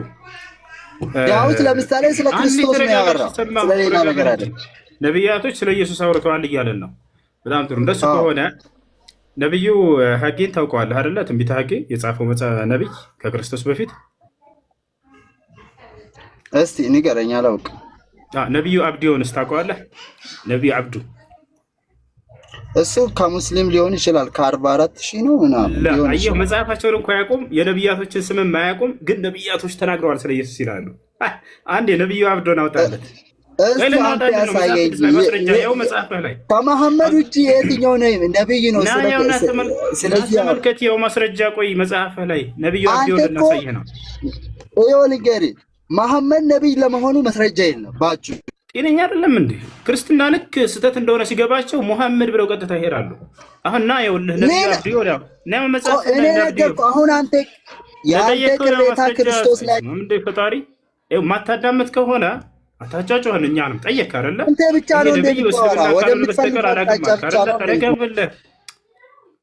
ስለዚህ የነብይ ከነብያቶችህ እንደሆነና መጽሐፍ ቅዱስ ላይ ሁሉ መጽሐፍ እንደጻፈ ያውና ማስረጃ እያልኩህ ነው። ያውና ትንቢተ አብዲዮ ተመልከት። የአብዲዮ ራእይ ጌታ እግዚአብሔር ስለ እያለ ይናገራል። አብዲዮ ምን ትላለህ? አበባ ምንድን ነው የሚለው? እስቲ ምንድን ነው? ስለዚህ አብዲዮ የሚባል ነብይ እንዳለ አመንክ? አሁን መጽሐፍ ላይ መጽሐፍ ሁሉ እንደጻፈ ምስክርነቱ እውነት ስለሆነ ስለራሱ ስላልሆነ ችግር የለም። ያውና ስለ እግዚአብሔር እኮ ትክክል አይደለም ይሄ ነብይ። አንተ ተቀበለዋለህ ወይ? መጽሐፍ ላይ እኔ አላውቅም የምትለው መጽሐፍ ራሱ እኔ መጽሐፍ ቅዱስ ይሁን አለው። በቃ እሺ መጽሐፍ ቅዱስ ይዘሃል አንተ፣ እናውጣለህ። ያ ብሉይ ኪዳን ላይ እንዳለ የብሉይ ኪዳን ነብያቶች እያሉ ይፎክራሉ አይደለ? ወፍ አያውቋቸውም ነብያቶችን፣ መጽሐፋቸውንም አይተውትም አያውቅም በህይወት ዘመናቸው። ይሄ መጽሐፍ ላይ አለ አንድ የዳዊት መጽሐፍ አንተ ጋር አለ። አዳምጥ፣ የዳዊት መጽሐፍ አንተ ጋር አለ። አረጋብል ያውና መጽሐፍህ ላይ ከመሐመድ ውጭ የትኛው መጽሐፍ ነው አንተ ጋር ያለው? ማድረግ አይቻልም በፈጣሪ ስም። ክርስቲያኖች እንዳያችሁት ምንም ማዳመጥ የማይፈልግ የሚያውቀው ነገር የለም። ግን የሚፈልገው ነገር ምንድን ነው? ሙሐመድ እያለ ያረሰማ መጽሐፋችሁ ላይ ያሉ ነብያቶች አያውቋቸውም። ጭራሽ ስለ ኢየሱስ ነው ሲያወሩ የነበረው ይላሉ። አንድ ስለ ኢየሱስ ያወራ ነብይ የለም። አታመጡ። ክርስቲያን አለ መግባት የሚፈልግ ክርስቲያን ካለ 3 ቁጥር ይጻፍ። ስላሴ ማለት ነው። መግባት የሚፈልግ ክርስቲያን አለ?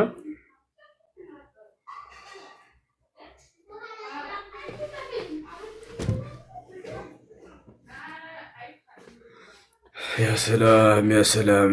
ነቢዩ አብዱ ዓለይሂ ሰላም የአላህ ሰላምና እዝነት በረከት በእርሳቸው ላይ ይስፈን። ነቢዩ አብዱ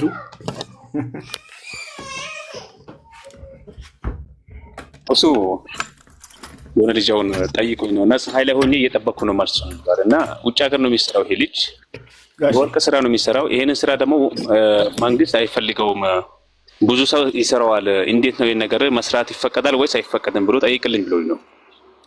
የሀገሪቱ መንግስት የከለከለውን በተለየ ሙስሊም ሀገራቶች ሆነው ሳሉ እነዚያ ሙስሊም ሀገራቶች ዓለሞችን አናግረው ከቁርአን ከሐዲስ መሰረት ይዘው የሚነግሯቸው በሆኑበት ሀገር ላይ ስለዚህ እንደ ሳውዲ አረቢያና ሌሎች የሚከለክሏቸውን ስራዎች አትስሩ፣ ህገወጥ የሆኑ ስራዎችን እናንተንም ለአደጋ ይዳርጋቸዋል። ያ መንግስት ያን ስራ እንዳትሰሩ ብሎ ከከለከለ እሱን መስማት ግድ ይላል።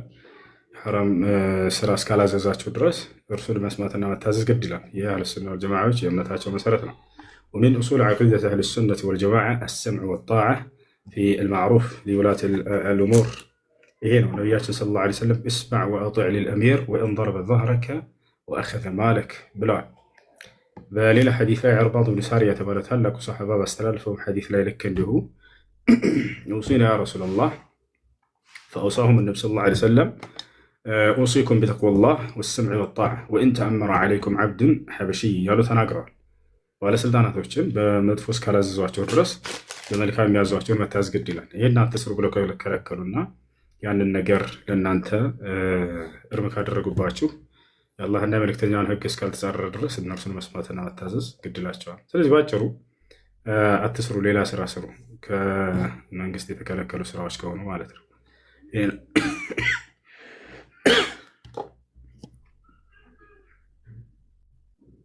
ማረፋውሱ ጀዛከላሁ ኸይረን። ሰላም አለይኩም ወራህመቱላህ። ወአለይኩም ሰላም ወራህመቱላሂ ወበረካቱ። ከፈቀድክልኝ እኔም በዛው ቪዲዮውን እንትን ልበላቸውና አሁን እንደተናገረው እንዳያችሁት ልጁ ስለራሳቸው ነብይ መናገር እንጂ ማለት ነው። እና አሁን የፖስትኩት ቪዲዮ አለ በእነሱ ነብያት ዙሪያ ምን አይነት ነብይ እንደያዙ ማለት ነው። ሁሉ ጊዜ እነሱ የሚያውቁት ነብዩ መሐመድ ሰለላሁ ዐለይሂ ወሰለም መሳደብ ብቻ ነው። እና ባይብል ላይ ያሉትን ነብያቶች ምን አይነት ተግባር እንደነበራቸው ምናምን አያውቁም። እና እንደዚህ አይነት ነገር የተዛሰሰበት ቪዲዮ ነው። ቅድም ያልነበራችሁ ምናልባት አሁን የመጣችሁ ካላችሁ ግቡና እንዴ ኮፒ ሊንክ ምናምን አድርጉት በደንብ አካውንቲም ስለተመታ ኢንሻአላህ። በቃ ጀዛከላሁ ኸይር። መርሐባ።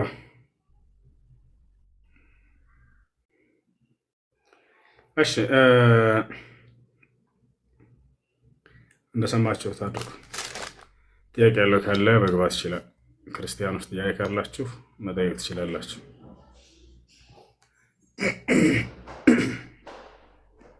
ሰላም አለይኩም። ወአለይኩም ሰላም ወራህመቱላሂ ወበረካቱ። ሰላም ነው። ከምረብሽ ቦታ ራቁ ልጆች፣ ከምረብሽ ቦታ ራቁ።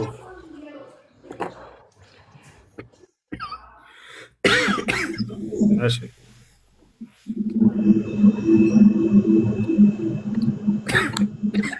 لا تربشوننا يا جماعة يا أخي. نقرناكم ولكن لا تسمعون التنقير. ليش؟ احنا شيخنا قال لنا من لم يسمع بالإشارة فهو دنقارة. عربينا بأمارينا. ها؟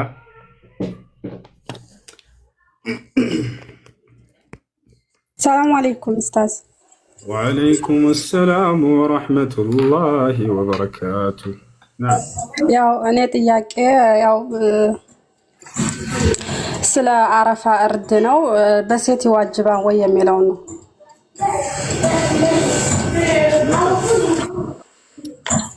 هل تمربش متواصلا የአረፋ እርድ ከፊት ለፊታችን እየመጣ ያለ ታላቅ በዓል አለ። ዒድ አልአድሓ በመባል የሚጠራ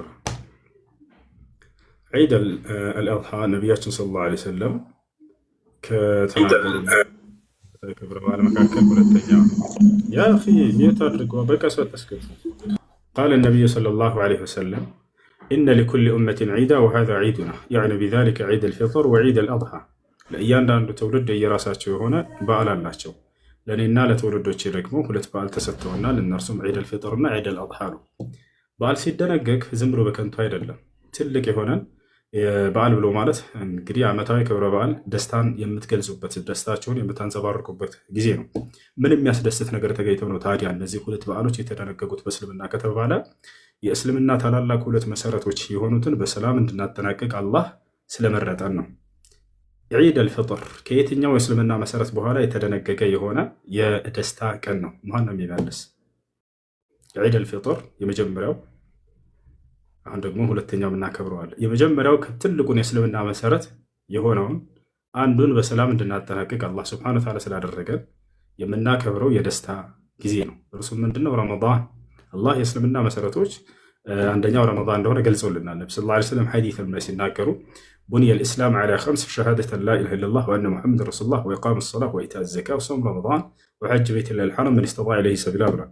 አሁን ሁለተኛ የምናከብረው ክብረ በዓል ደግሞ ዒድ አልአድሓ የሚባለው የትኛውን የእስልምና መሰረት በሰላም ስላጠናቀቅን ደስታችንን እንድንገልጽ ዘንድ ነው። መልሰው ይሄን ነው የትኛውን የእስልምና መሰረት? ሐጅ። ማሻአላህ አያችሁ አይደል? ኢስላም ነገራቶች ሲደነግግ ዝም ብሎ በከንቱ አይደለም። ዝም ብሎ ተደሰት ብሎ ዝም ብሎ የሚነግርህ አይደለም። ታላላቅ የአምላክን ሕግና ስርዓት በመፈጸማችሁ ለዚህ እንኳን ደስ ያላችሁ ብሎ አላህ ሱብሓነሁ ወተዓላ ተደሰቱባቸው ብሎ የሰጠን ቀናቶች ናቸው። ገብታችኋል? ያ ነው። ይህን ከጨረስን ዒድ አልአድሓ ከምን የተያዘ ነው ከተባለ ከቀደሙት ነቢያቶች ጀምሮ ነው። ከነቢያቶች መካከል ይህን ሲያደርጉ ከነበሩት ኢብራሂም ዓለይሂ ሰላም አንደኛ ነው። ኢብራሂም ዓለይሂ ሰላም በዒድ አልአድሓ ጊዜ ነበር ልጁን ኢስማዒልን ረድ የሚል ትእዛዝ የመጣበት። ልክ ያንን ህልም አየና በንጋቱ ላይ ነገረው ለልጁ። ልጄ ሆይ እንዳርድህ ታዝዣለሁ፣ ህልም አይቻለሁ፣ ምን ትላለህ አለው። አባዬ የታዘዝከውን ፈጽም ወደኋላ እንዳትላለው። ከዚያም ልጁን ይዞት ወደ ተራራው ወጣ። ከዚያ ሊያርደው ባለ ጊዜ አላህ ስብሐነሁ ወተዓላ ከሰማይ በግን ላከለት። በልጅህ ምትክ ይሄንን ረድ አለው። ያንን አዘዘው፣ በጉን አረደ። ልክ ያንን በግ ያረደው ዛሬ ዒድ አልአድሃ በምናከብርባት ጊዜ ነው። የዚያንም አላህ ስብሐነሁ ወተዓላ መሰረት አድርጎ በየትውልዱ ይህን ትእዛዝ አዘዘ። ነቢዩ ሰለላሁ ዐለይሂ ወሰለም ታዲያ በኢብራሂም ዐለይሂ ሰላም መንገድ ላይ ነው እና የመጡት ኢብራሂም ያደረገውን ድርጊት ታዘዙ። እርሳቸውም ዒድ አልአድሃ ያርዳሉ። ሕክሙ ምንድን ነው ከተባለ ሱና ሙአከድ ነው። ጠንካራ ከተባሉ የሱና አይነቶች ነው። ያ ማለት ማ ዩሳቡ ብሂ ፋዒሉሁ ወላ ዩዓቀቡ ብሂ ታሪኩህ። ሱና ብሎ ማለት ብትሰሩት የምትመነዱበት ባትሰሩት የማትቀጡበት የአምልኮ ስራ ነው። ስለዚህ ብታደርጉ ትልቅ ምንዳ ታገኛላችሁ። ካላደረጋችሁ ነገ የትንሣኤ ቀን አላህ ለምን ኡድሒያ አላረድክም ብሎ የሚቀጣህና የሚጠይቅብህ ነገር አይደለም ማለት ነው። ምክንያቱም ሱና ነውና። ስለዚህ የቻለ ሰው ላይ ያንን ነገር ነቢያችን ሰለላሁ ዐለይሂ ወሰለም አድርጉ ብለው ተናግረዋል። ላልቻሉት ያልቻለ ግዴታ የለበትም። ግን ምንዳውን ያጣል ወይ? አያጣም። ለምን? ምክንያቱም ነቢያችን ሰለላሁ ዐለይሂ ወሰለም ለድሃዎች ሁሉ አርደውላቸዋል። በእናንተ ስም አርደውላቸዋል። ምን ከተባለ ነቢያችን ሰለላሁ ዐለይሂ ወሰለም ዘበሐ ረሱሉላህ ሰለላሁ ዐለይሂ ወሰለም ከብሸይን الأملحين فقال يا اللهم هذا مني ومن أهل بيتي وهذا لفقراء أمتي ብለው ነቢ ሰለላሁ ዐለይሂ ወሰለም ተናገሩ። ከኡድሒያ ሊያርዱ አሉና ነቢያችን ሰለላሁ ዐለይሂ ወሰለም አንድ ቀን ሁለት ታላላቅ በጎችን የሰቡ በጎችን ቀንዳማ የሆኑ በጎችን አመጡና አምላክ ያላህ ሆይ ይሄኛውን አንዱን የማርደው ከእኔና ከቤተሰቦቼ ነው፣ ሁለተኛውን ደግሞ ምን አሉ? አምላክ ያላህ ሆይ ይሄኛውን የማርደው ደግሞ ከትውልዶቼ ማረድ ለማይችሉት ነው ብለው ተናገሩ። ስለዚህ ማንኛውም የነቢ ሰለላሁ ዐለይሂ ወሰለም ትውልድ ኡድሒያ ታርዶለታል፣ ድሃ የሆነ ሰው ሁሉ ማለት ነው። ምንዳውን አላገኘሁም ብሎ እንዳያስብ ነቢያችን ሰለላሁ ዐለይሂ ወሰለም ለትውልዶቼ ሁሉ ይሄን አርጃለሁ ብለው ተናግረዋል። ይህ ከእርሳቸው ያለ ትልቅ ፍቅርን ይገልጻል፣ ትልቅ ውዴታን ይገልጻል። እመቶቻቸውን በጣም ይወዳሉ። ነቢያችን ሰለላሁ ዐለይሂ ወሰለም ገና ሳያዩህ አንተን ሳያገኙህ ግን ለአንተ ከአምላክህ ዘንድ ምንዳን እንድታገኝ ዘንድ ብለው ያድን አስበው አርደውልሃል ማለት ነው። አላ የስተሕቅ አን ኑሒበሁ አክተር ምን አንፉሲና፣ ከራሳችን በላይ ልንወዳቸው ሳይገባ እዚህ ምድር ላይ ሲወዱህ ጊዜ ሰዎች አይተውህ ከአንተን መልካም ነገር ካዩ የሆነ መልካም ነገር ካደረክላቸው ነው። ነቢ ሰለላሁ ዐለይሂ ወሰለም ምንም አላደረክላቸውም እኮ አላዩህም፣ ግን ይወደው ነበር። ይሄ ነው ትክክለኛ ፍቅር። ነቢያችን ሰለላሁ ዐለይሂ ወሰለም ሌላ ፍቅራቸው ከፍቅራቸው መገለጫ ምንድነው? ለተወለዳቸው እያንዳንዱ ነቢይ ለየራሱ የሆነ ተቀባይነት ያለው ዱዓ ተሰጥቷል። የፈለግከውን ጠይቀኝ አደርግልሃለሁ ተብሎ ሁሉም ነቢይ ጠይቆ እዚህ ምድር ላይ የፈለገውን አግኝተዋል አሉ ነቢ ሰለላሁ ዐለይሂ ወሰለም። የእኔን ግን ለትውልዶች አስቀምጫታለሁኝ የትንሣኤ ቀን ምልጃ እንድትሆንልኝ አሉ። ቃለ ነቢ ሰለላሁ ዐለይሂ ወሰለም ማ ሚን ነቢይን ኢላ ወለሁ ዳዕዋ ሙስተጃባ ወአነ ደኸርቱሃ ሸፋዓተን ሊኡመቲ የውመል ቂያማ አሉ። ማንም ነቢይ የለም ተቀባይነት ያለው የጸሎት እድል የተሰጠ ቢሆን እንጂ አሉ። ይህ ነው። የእኔን ግን የተሰጠኝን እድል ለትንሣኤ ቀን ለትውልዶች ምልጃ እንድትሆንልኝ ዘንድ ብዬ አዘግቻታለሁኝ አሉ። ይሄ ምን ያክል ውዴታ እንዳላቸው ለትውልዳቸውም ይገልጻል። ነቢያችን ሰለላሁ ዐለይሂ ወሰለም ታዲያ የትንሣኤ ቀን አነ አወሉ ሻፊዒን ሙሸፈዒን የውመል ቂያማ አሉ። የትንሣኤ ቀን ከማንም በፊት አማላጅ ምልጃው ተቀባይ እኔ ነኝ እያሉ ተናገሩ ማለት ነው። እና ሴቶች ከቻሉ ያርዳሉ፣ እንትን ካላቸው የልጅቷ ጥያቄ ላይ ስንመለስ፣ ካልቻለች ግን የለባትም። የማረድ ኃላፊነትና ግዴታ አለበት። እንደው እንትኑ ካለው አቅሙ ካለ አባት ነው። አባት ስለ ራሱና ስለ ሚስቱ ስለ ልጆቹ ያርዳል። አንድ ካረዳ ይበቃል። ነገር ግን ያቺ ሴት ባል ከሌላት እርሷ ብቻ ከሆነች አቅሙ ካላት ትረድና ለድሃዎች ታብላ፣ ትልቅ ምንዳን ታገኝበታለች። ገብታችኋል? ትልቅ ምንዳን ታገኝበታለች። ይህን ይመስላል። እሺ ዛሬ ቁርአን አልቀራንማ፣ ትንሽ እንቀራለን ኢንሻአላህ። ማንን ሱራ እንቅራ?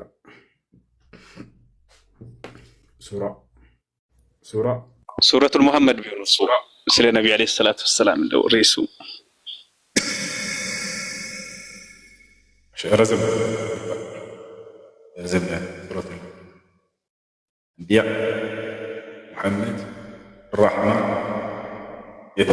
መርየም አዑዙ ቢላሂ ሚነ ሸይጣኒ ረጂም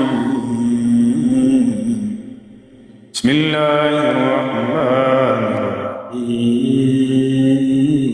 ረሒም الذين كفروا وصدوا عن سبيل الله أضل أعمالهم والذين آمنوا وعملوا الصالحات وآمنوا بما نزل على محمد وهو الحق من ربهم كفر عنهم سيئاتهم وأصلح بالهم ذلك بأن الذين كفروا اتبعوا الباطل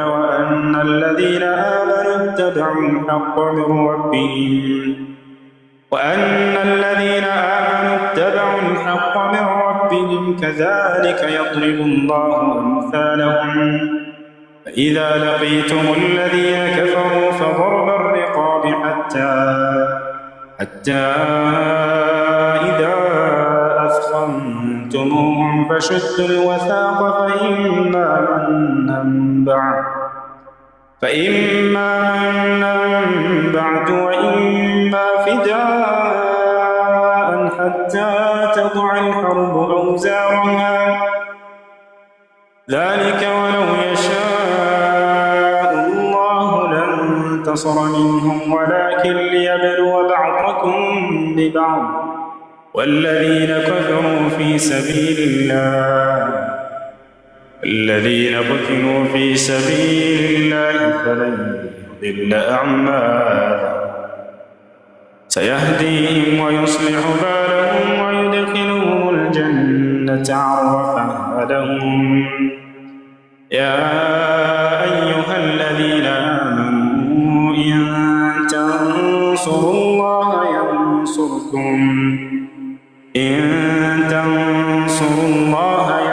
ينصركم ويثبت أقدامكم والذين كفروا فتعسا لهم وأضل أعمالهم ذلك بأنهم كرهوا ما أنزل الله فأحبط أعمالهم أفلم يسيروا في الأرض فينظروا كيف كان عاقبة الذين من قبلهم دمر الله عليهم وللكافرين أمثالها ذلك بأن الله مولى الذين آمنوا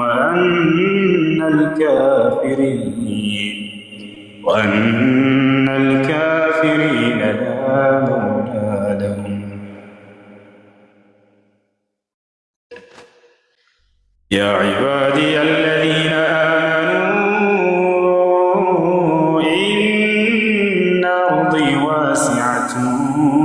فإياي فاعبدون كل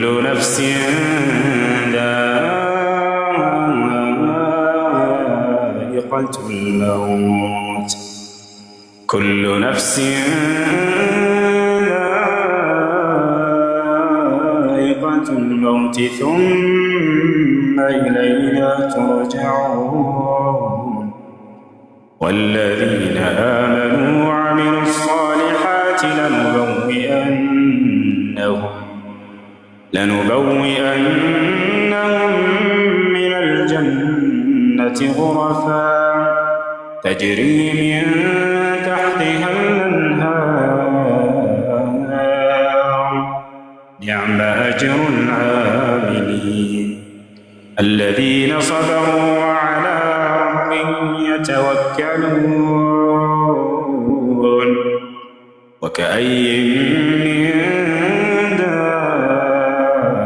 دابة لا تحمل رزقها الله يرزقها وإياكم وهو السميع العليم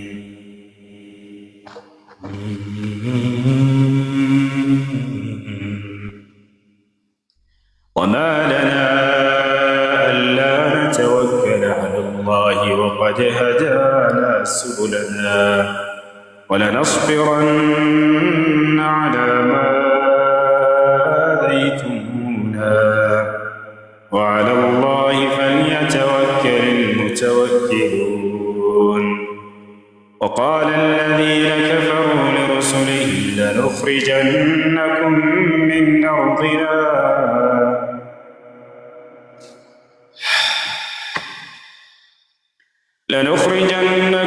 من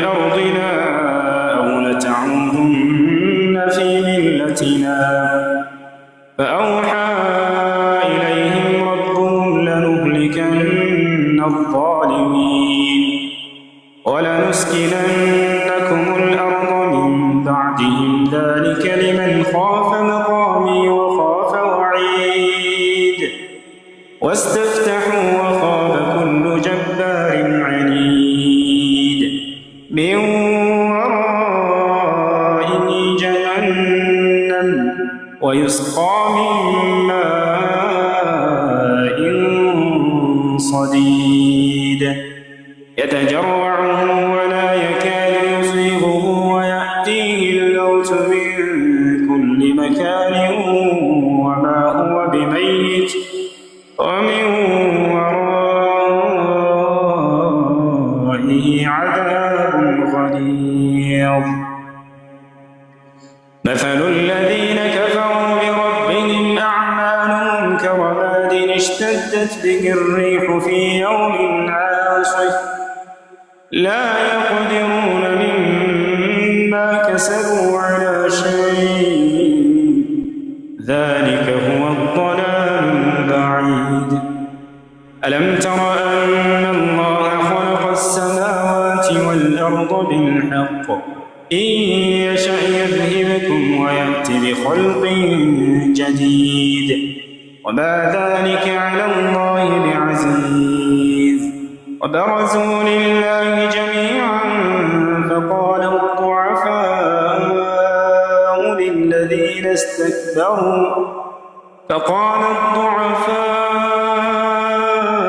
للذين استكبروا إنا كنا لكم تبعا فهل أنتم مغنون عنا من عذاب الله من شيء قالوا لو هدانا الله لهديناكم سواء علينا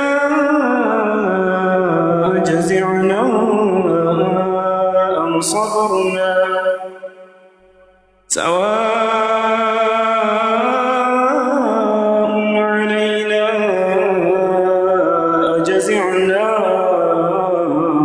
أم صبرنا ما لنا من محيص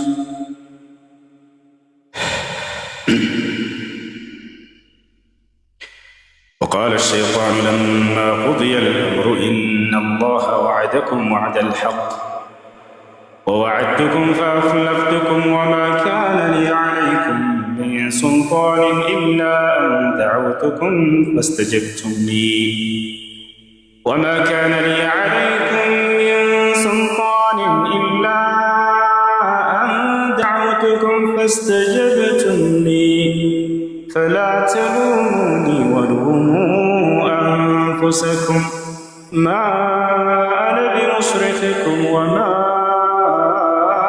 أنتم بمصرخي إني كفرت بما أشركتمون من قبل إن الظالمين لهم عذاب أليم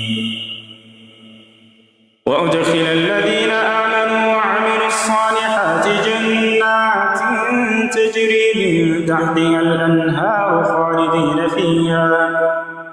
خالدين فيها بإذن ربهم تحيتهم فيها سلام ألم تر كيف ضرب الله مثلا كلمة طيبة كشجرة طيبة أصلها ثابت وفرعها في السماء تؤتي أكلها كل حين بإذن ربها ويضرب الله الأمثال للناس لعلهم يتذكرون ومثل كلمة خبيثة كشجرة خبيثة اجتثت من فوق الأرض ما لها من قرار يثبت الله الذين آمنوا بالقول الثابت في الحياة الدنيا وفي الآخرة ويضل الله الظالمين ويفعل الله ما يشاء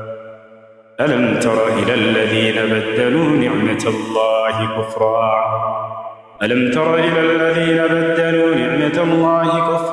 وأحلوا قومهم دار البوار جهنم يصلونها وبئس القرار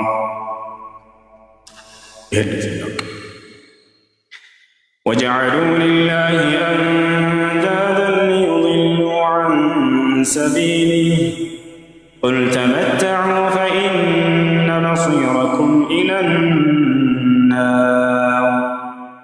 قل لعبادي الذين آمنوا يقيموا الصلاة وينفقوا مما رزقناهم سرا وعلانية من قبل أن يأتي يوم لا بيع فيه ولا خلال الله الذي خلق السماوات والأرض وأنزل من السماء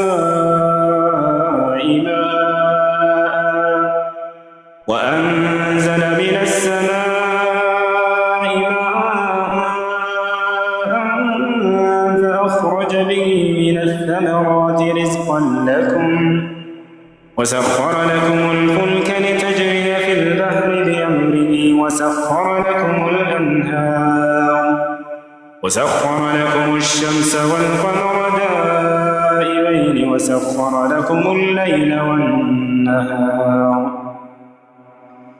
وآتاكم من كل ما سألتموه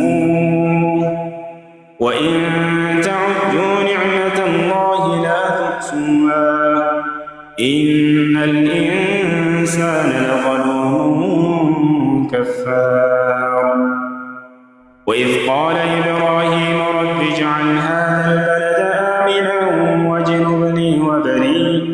واجنبني وبني أن نعبد الأصنام رب إنهن أضللن كثيرا من الناس فمن تبعني فإنه مني ومن عصاني فإنك غفور رحيم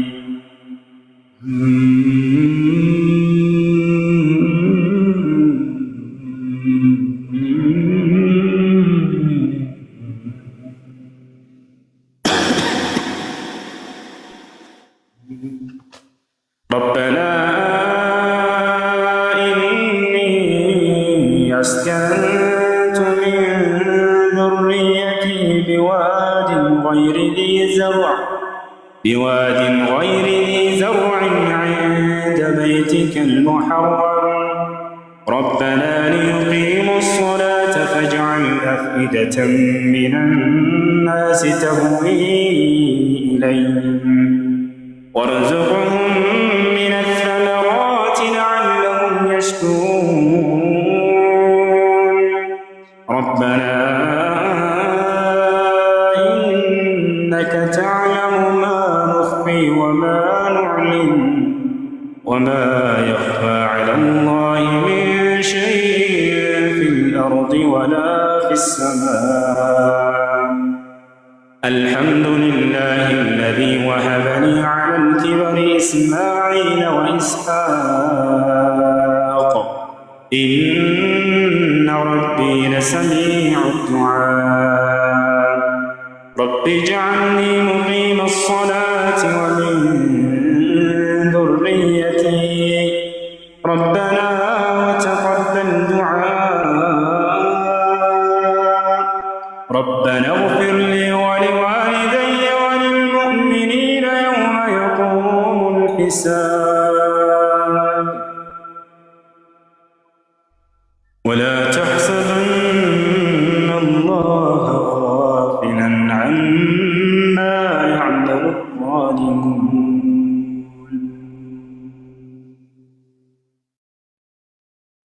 فتح يا العباد لا تحسبن يعمل صيام ولا تحسبن الله غافلا عما يعمل الظالمون إنما يؤخرهم ليوم تشخص فيه الأبصار اللهم ولا تحسبن الله غافلا عما يعمل الظالمون በዳዮች ከሚሰሩት በደልና ግፍ አላህን የዘነጋ አድርገህ አታስበው።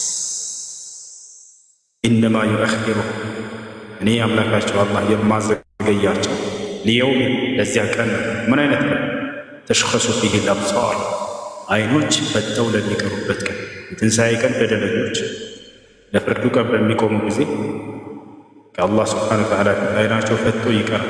አይናቸው እንዲህ እንኳን ትመለሱ። እዚህ አላህ ስብሓነ ወተዓላ እዛኔ ፍርዳቸውን ሊሰጣቸው ቃል ገብቶላቸው ምናልባት ዛሬ በምድር ላይ ካልሆነ በቀጣይ ዓለም ያገኙ።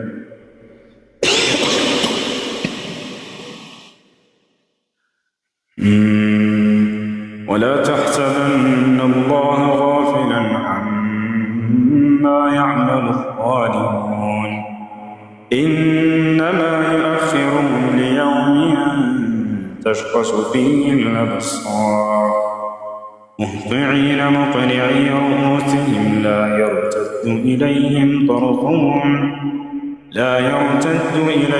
طرفهم وأفئدتهم هواء وأنذر الناس يوم يأتيهم العذاب فيقول الذين ظلموا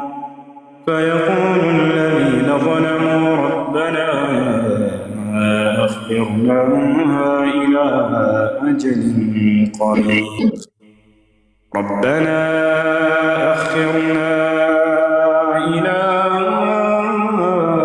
أجل قريب نجب دعوتك ونتبع الرسل أولم تكونوا أقسمتم من قبل ما لكم من زوال وسكنتم في مساكن الذين ظلموا أنفسهم وتبين لكم كيف فعلنا بهم وضربنا لكم الأمثال وقد مكروا مكرهم وعند الله مكرهم وإن كان مكرهم لتزول منه الجبال فلا تحسبن الله مخلف وعده رسله إن الله عزيز ذو انتقام يوم تبدل الأرض غير الأرض والسماوات وبرزوا لله الواحد القهار وترى المجرمين يومئذ مقرنين في الأصفاد سرابيل من قطران وتغشى وجوههم النار ليجزي الله كل نفس ما كسبت إن الله سريع الحساب هذا بلاغ للناس ولينذروا به وليعلموا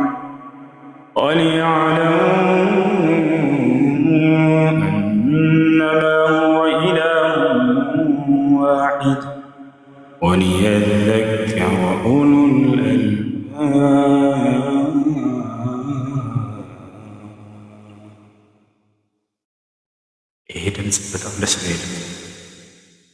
الحمد لله رب العالمين الرحمن الرحيم مالك يوم الدين إياك نعبد وإياك نستعين اهدنا الصراط المستقيم صراط الذين أنعمت عليهم غير المغضوب عليهم ولا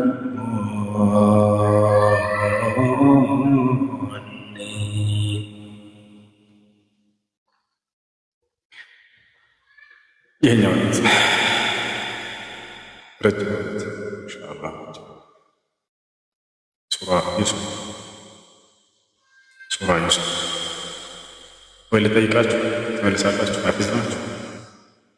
ከቁርአን ከተናገራችሁ ሲሆን በተጠይቃችሁ እናንተ ሱራው ተናገራላችሁ ወይስ ብዬ ልቀራላችሁ?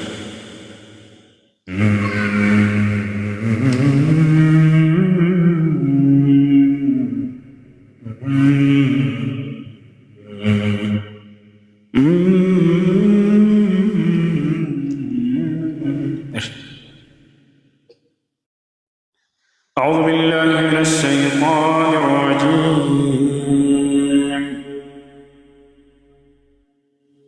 وأوحينا إلى موسى أن ألق عصاك فإذا هي تلقف ما يأفكون فوقع الحق وبطل ما كانوا يعملون فغلبوا هنالك وانقلبوا صاغرين وألقي السحرة ساجدين قالوا آمنا برب العالمين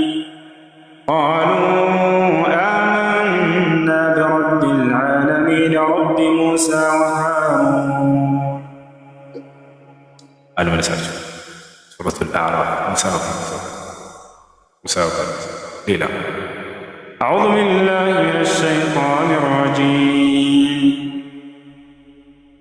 ولو ترى إذ المجرمون ناكسوا رؤوسهم عند ربهم ربنا أبصرنا وسمعنا فارجعنا نعمل صالحا إنا موقنون ولو شئنا لآتينا كل نفس هداها ولكن حق القول مني لأملأن جهنم من الجنة والناس أجمعين. عن مساواة السجدة سيما الرجل. أعوذ بالله من الشيطان الرجيم يا بني أقم الصلاة وأمر بالمعروف وانهى عن المنكر واصبر على ما أصابك إن ذلك من عزم الأمور. عن أمة الرحمن والصالح سيدنا جالس. أعوذ بالله من الشيطان الرجيم قال رب احكم بالحق وربنا الرحمن المستعان على ما تصفون.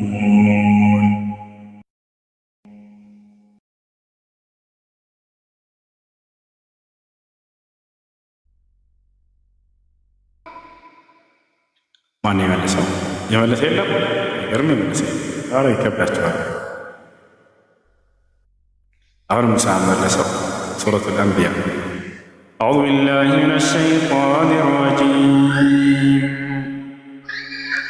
وقالوا ما لنا لا نرى رجالا كنا نعدهم من الأشرار أتخذناهم سخريا أم زاغت عنهم الأبصار إن ذلك لحق تخاصم أهل النار قل إنما وما من إله إلا الله الواحد القهار رب السماوات والأرض وما بينهما العزيز الغفار. سورة بلاد صاد ليلى. أعوذ بالله من الشيطان الرجيم واتل عليهم نبأ إبراهيم إذ قال لأبيه وقومه ما تعبدون قالوا نعبد أصناما فنظل لها عاكفين قال هل يسمعونكم إذ تدعون أو ينفعونكم أو يضرون قالوا بل وجدنا آباءنا كذلك يفعلون قال أفرأيتم ما كنتم تعبدون أنتم وآباؤكم الأقدمون. يدك مسورة حي وصل يا سلام إن شاء الله.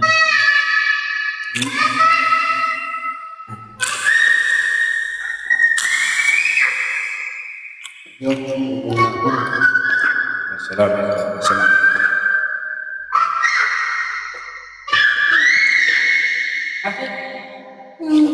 أشهد ما شاء الله بنانا فندشا فندشة والبنة مع بعض. ما شاء الله ما شاء الله. قرآن تقرأ له؟ قرأ. الحمد لله رب العالمين الرحمن الرحيم مالك يوم الدين إياك نعبد وإياك نستعين اهدنا الصراط المستقيم صراط الذين أنعمت عليهم غير المغضوب عليهم ولا الضالين.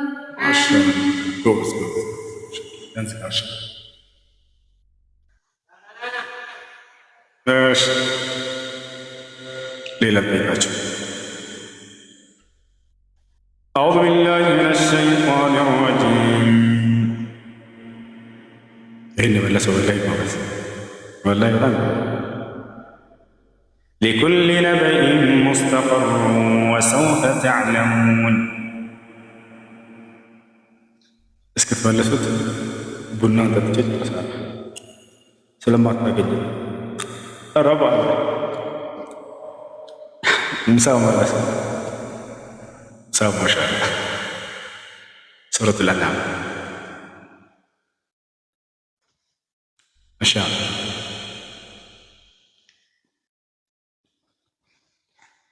وإلى مدين أخاهم شعيبا قال يا قوم اعبدوا الله ما لكم من إله غيره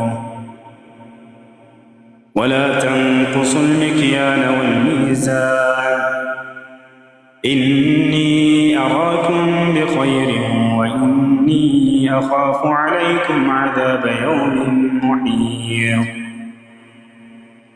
ويا قوم أوفوا المكيال والميزان بالقسط ولا تبخسوا الناس أشياءهم ولا تعثوا في الأرض مفسدين بقية الله خير لكم إن كنتم مؤمنين. آمة الرحمن مسألة ما شاء الله. سورة هود. أعوذ بالله من الشيطان الرجيم. ذلك من أنباء الغيب نوحيه إليك وما كنت لديهم إذ يلقون أقلامهم أيهم يكفل مريم وما كنت لديهم إذ يختصمون.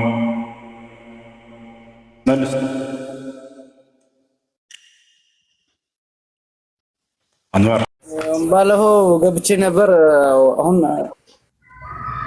እና እስኪ ወስዋስን ለማስወገድ ምን ማድረግ እንዳለብኝ እንድነግሩኝ ነው።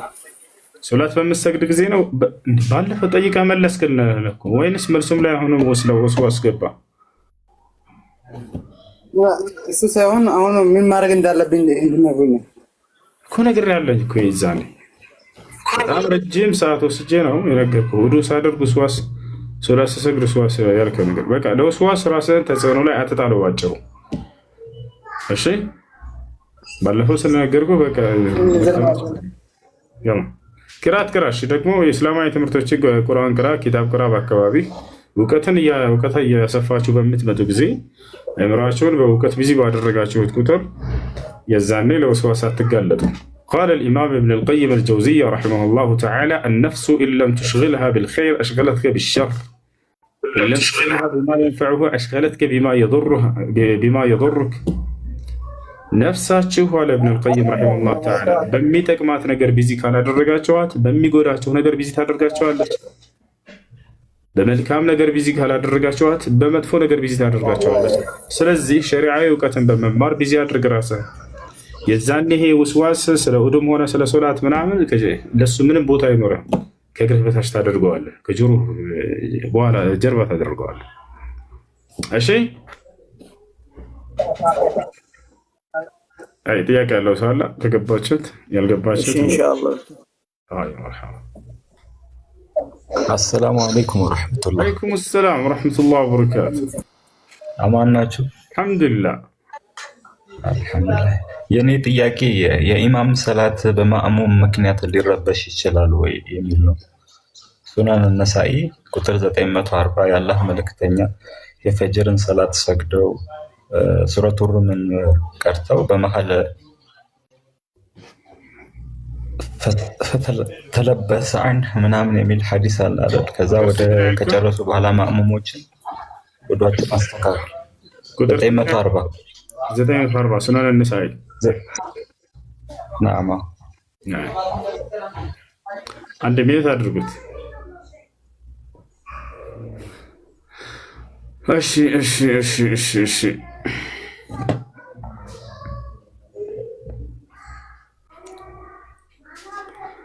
940 سنن النسائي.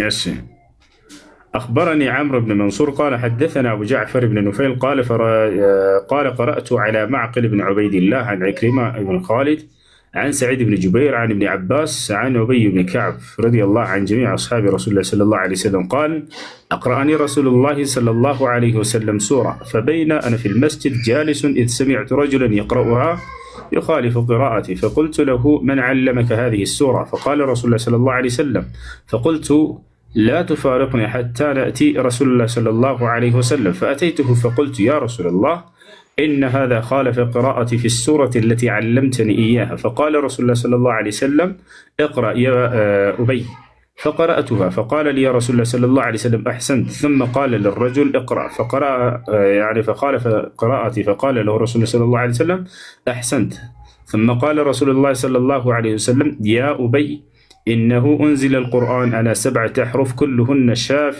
كاف. قال أبو عبد الرحمن بن معقل بن عبيد الله ليس بذلك يعني ليس بذلك القوي. إزقار حديث السورة 940 سنن النسائي هنا وسلا سورة من ناقرة إذا سلا قراءة ሐዲሱን ሰርች አድርጎ በቃ የአላህ መልእክተኛ ሰለላሁ ነብዩ ሰለላሁ ዐለይሂ ወሰለም ሰላት አልፈጅር ثم قرأ سورة الروم ثم تلبس عليه فلما ምናምን ነው የሚለው ሐዲሱ ቁጥር ተሳስቼ ነው